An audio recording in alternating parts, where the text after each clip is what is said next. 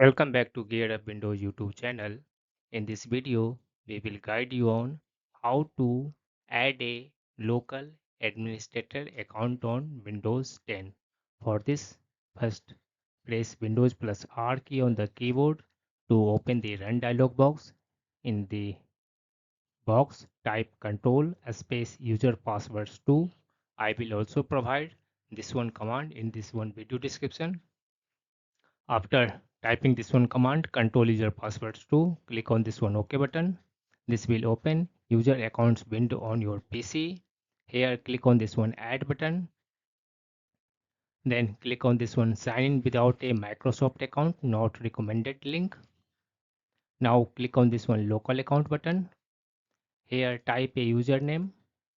For instance, I have typed here admin. This will be my username. Now you can type your password and re-enter the password to confirm the password.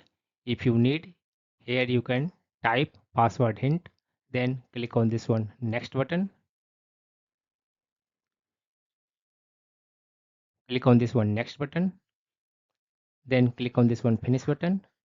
You will notice this one newly user will be with list privilege. That means it is not administrator at present. Again select this one account, then click on this one properties button.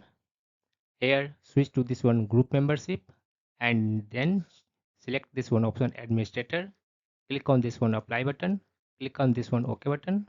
Now your newly created account is administrator, and using this one account you can perform any administrative tasks on Windows 11 PC.